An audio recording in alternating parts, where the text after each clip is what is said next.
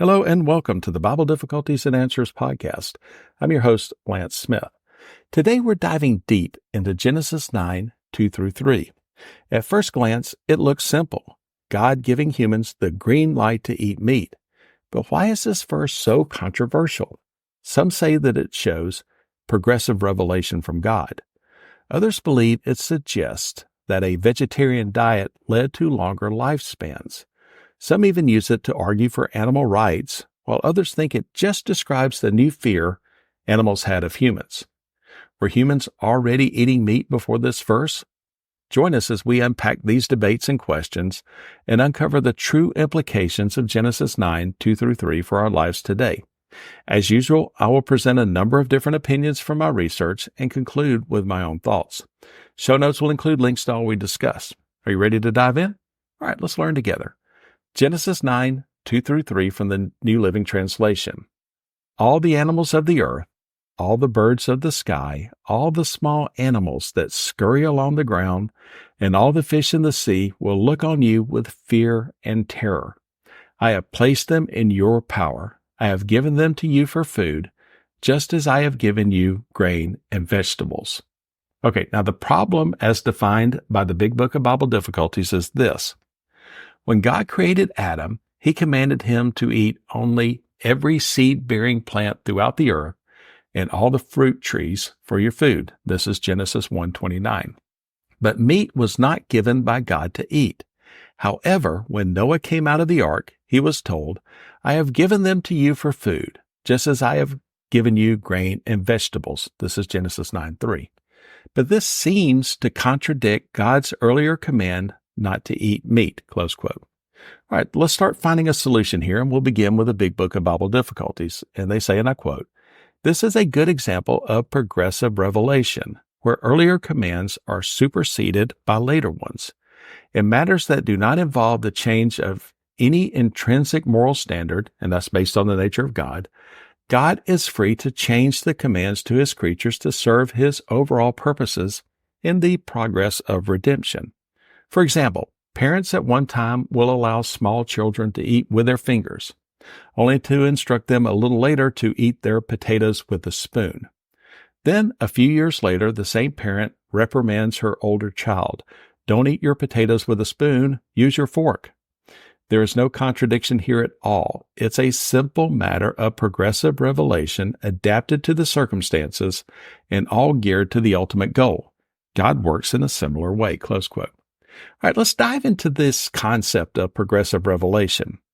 Imagine teaching a child how to subtract numbers. At first, you tell them not to subtract a higher number from a lower one because negative numbers don't exist in their world yet. But as a child grows and their understanding deepens, you introduce negative numbers and explain that it's perfectly okay to use them now. This is a great way to think about how God's instructions to humanity might evolve over time, revealing more complex truths as we become ready to understand them. All right, let's begin our research with a podcast favorite, as the New Revised Standard Version commentary offers this explanation, and I quote, here God revises the earlier commands of vegetarianism, Genesis 1:29 through 30. This is a partial concession to the violence observed prior to the flood, Genesis 6:11 and 13, and an extension of the human dominion over creation described in Genesis 1:26 through 28, close quote.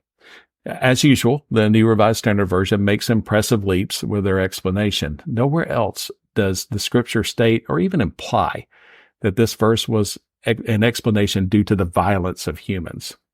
So, the New Revised Standard Version Bible Commentary and the Big Book of Bible Difficulties agree with a progressive revelation.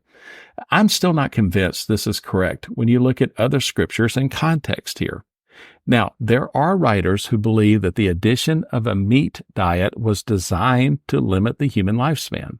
Hugh Ross, from his April 12, 2023 article, Does Genesis Assert That All Animals Were Herbivores?, says, and I quote, humans living before Noah's flood were vegetarians since they had the capacity to live past 900 years. One cannot live to 900 years of age on a meat diet. Such a diet over that period of time will lead to the accumulation of too heavy a load of heavy metals in the body. Note in Genesis 9:3 that after Noah's flood, God gave permission to Noah and his descendants to eat meat. The permission did not need to be extended to all animals, since apparently it was already granted before the flood, close quote. All right, let's drop a pin in the argument about animals already being granted the right to eat meat. We'll revisit that point shortly. But since we're on the subject of animals, does this verse tell us anything at all about animal rights? Writer Matt Slick, from his August 14th, 2014 article, What is the Christian Position on Animal Rights?, does not believe that to be the case. As he says, and I quote, "The Bible never tells us that animals have rights. Such a position, at least in some of its modern forms, is against Scripture when it raises animals to the same level as people. Today, animal rights advocates have a variety of positions. Some say that all animals should have the same rights as people. Others say that though they are not people, they should be granted autonomy, and that we should not use them in any way, whether it be for food, research, or as pets. Advocates have a variety of justifications for their positions, but none of them, as far as I've seen, are biblically based. The Bible tells us that we are superior to animals. Adam demonstrated his authority over them by naming them. That's Genesis 2:19 through 20. Furthermore, animals were given to us for food. Here he references Genesis 9:3. Nevertheless, animals don't have rights in the same way humans do. Animals and humans are different, and humans are the ones made in God's image, not animals. Humans were given dominion over the animals. We cannot say that animals have the same rights as humans, as they are subservient to us. Still, we are to treat animals properly and responsibly," end quote. So it's not a question, to me, of animal rights or a vegetarian diet or a progressive revelation from God. So let's keep digging. J. Warner Wallace, from his May 14th, 2012 article, Do Dinosaurs Disprove the Bible? There's a progressive title, says, and I quote, "The Genesis 1 passage seems to be saying God gave plants to the animals to be eaten for food prior to the fall of Adam.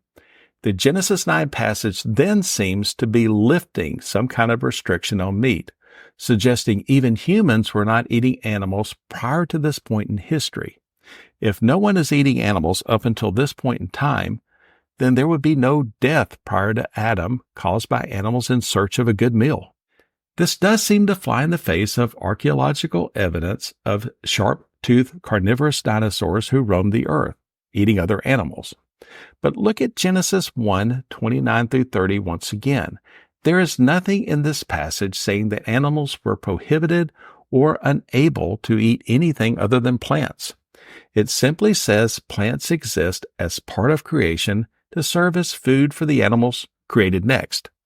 Plants are to be the foundational element in the food chain, and indeed they are. The herbivores so dependent on plants for their survival are, in fact, the base diet of the carnivores. So in essence, both herbivores and carnivores alike are dependent on plants for their survival. And look now at Genesis 9. This is a command directed at Noah and mankind. It has little or nothing to say about the behavior of the lower animals themselves, and certainly does not eliminate the possibility that animals ate each other and died prior to the sin of Adam, close quote. Fuzail Rana, from his December 30th, 2000 article, Animal Death Before the Fall, What Does the Bible Say?, says, and I quote, "It is doubtful that the permission to eat meat recorded in Genesis 9:3 must be interpreted as the first time God authorized such a diet, since it would appear that animals have been killed at least for sacrificial purposes as early as Genesis 3:21. That's the divine provision of animal skins for Adam and Eve, and Genesis 4:4, the sacrifice of Abel. What Genesis 9:3 actually authorized was the eating of all kinds of meats, thus removing the prohibition against the eating of unclean animals that had been instituted for Noah's family within the special symbolic situation in the Ark Kingdom, close quote. All right, J. Warner Wallace is one of my favorite Christian apologists, and I think he's on the right trail here. Same with Fuzail Rana. But is their focus too limited regarding this scripture passage? The Bible Ref website has this explanation. God had said to Adam that he could eat from every plant except for a single forbidden tree. God again gives humanity specific permission to eat, saying to Noah and his sons that they can eat anything that moves, as well as any of the plants. This in part might explain the reason why man's relationship with animals is characterized in this passage as hostile. At this point in God's relationship with humankind, no restriction is mentioned about defining certain animals as edible or inedible, clean or unclean. This may have been understood in the sense that Noah would have considered those animals not previously defined as clean as inappropriate to eat, and we look there to Genesis 7. The other possibility is that humans may have been free to eat animals categorized as unclean until God made them off limits for his people in the law, and this is Leviticus 11 and Deuteronomy 14. The permission to eat anything that moves may have included an implied restriction against eating animals which had died of natural causes. In other words, only animals moving when man decided to eat them were acceptable, close quote. Let's conclude our research today from the thirdmill.org website from an article titled, Did Man Eat Meat Before the Fall and the Flood? It says, and I quote, some argue that Adam was given specific instructions in the garden to only eat vegetation and not meat. Does this affirm that Adam and Eve were merely vegetarians? Not necessarily. The text only states that the positive command that man could eat vegetation. It does not explicitly forbid the eating of meat. So, while the text does dictate that man may eat vegetation, it does not outlaw the eating of meat, close quote. All right, let's turn our attention back to a key point. I believe thirdmill.org has a compelling argument. The notion that the pre-flood world was entirely vegetarian does not hold up well under close scrutiny of Scripture. While the Bible does indicate that God provided food for humanity, it never explicitly prohibits the consumption of meat. Many advocates for a vegetarian interpretation overlook the fact that God gave humans dominion over all animals, and again, Genesis 1:26 and 28, which includes the use of fish, birds, cattle, and even insects as food sources. Some sources, like the Big Book of Bible Difficulties and the New Revised Standard Version of the Bible, argue that God permitted meat consumption only after the flood, suggesting a shift in divine intention. However, this interpretation implies that God's stance on eating meat was either uncertain or evolved over time. Other scholars assert that no one ate meat before the flood, but they often miss the significance of Genesis 4:3-4. In this passage, Cain and Abel's offerings are described. Cain presented produce, which God rejected, while Abel offered a lamb, which God accepted.